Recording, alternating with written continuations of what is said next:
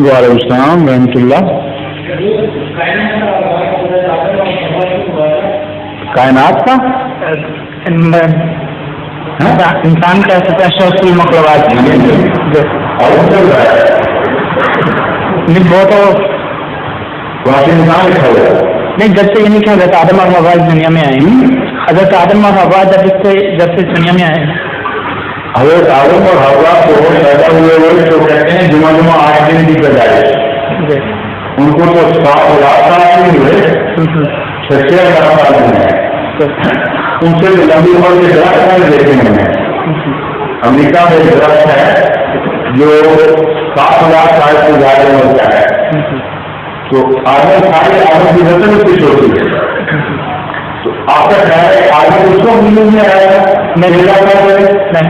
سوال میرا صرف یہ ہے کہ آیا ایک آدم اور حوا سے آغاز ہوا تھا یا مختلف خطوں میں مختلف آدم کا لفظ 2 معنوں میں استعمال ہوتا ہے.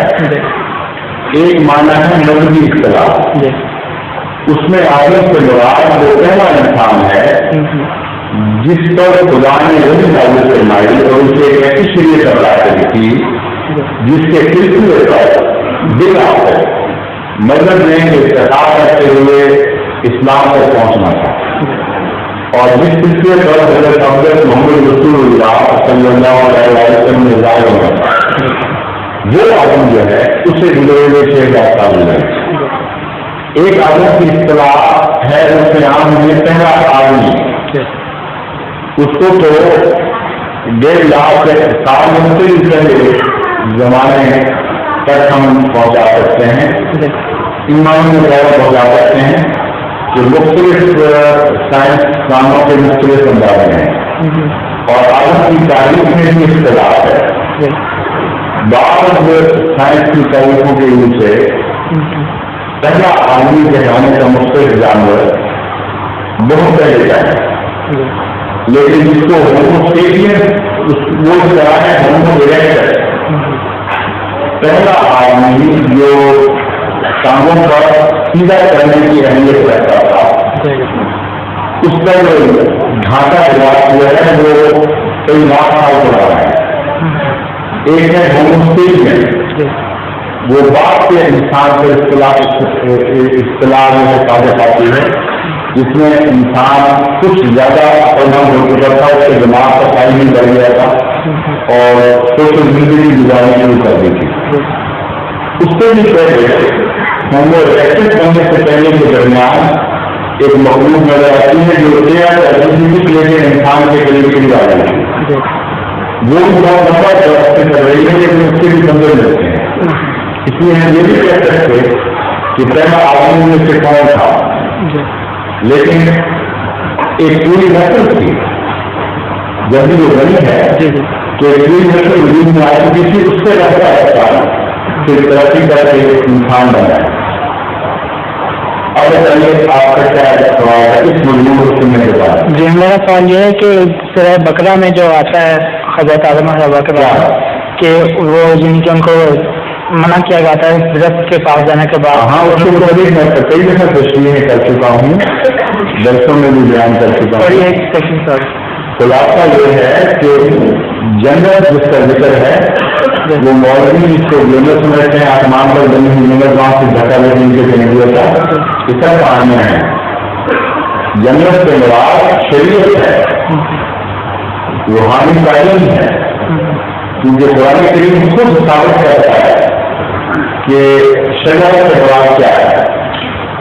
ایک جگہ وہاں یہ فرمایا ہے کہ شجرہ ممنوعہ سے ممنوع اور عالمی کھانا اور دوسری جگہ قرآن کریم میں شجرہ درخت کو کہتے ہیں جو اس میں بیان فرمایا.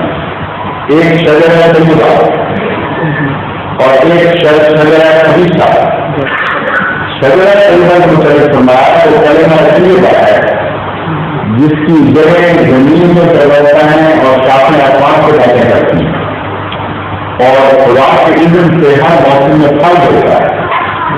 تو شجرہ طیبہ سے مراد وہ پاک کلام ہے جس کے نتیجے میں مومن روحانی زندگی پاتا ہے اور شجرہ طیبہ کی مثال نہیں ہے وہ درخت جس کی شاخ جس کی جڑیں پر چھپی ہے اور وہ ہمارے کو دنیا میں ایک جگہ سے اٹھا کے دوسری جگہ پہنچاتی ہوں، کوئی تو پانی رہے گا اور ٹوٹ جائے گا ختم ہو جائے گا. تو خدا نے جب خود شجرہ کی تعریف کو پائی تو جہاں آدم کی جنت میں شجرہ کا ذکر ہے تو اسی تعریف کے مطابق ہے، ظاہر جواب نہیں تھا.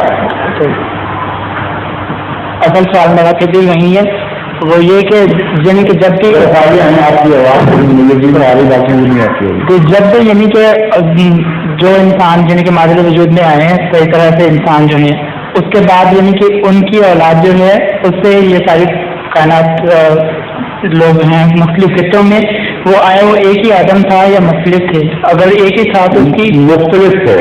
مختلف ہے. میں کسی بھی آپ کو یاد سے لمبا سلسلہ ہے. امین تک آپ کس کی بات کر رہے ہیں؟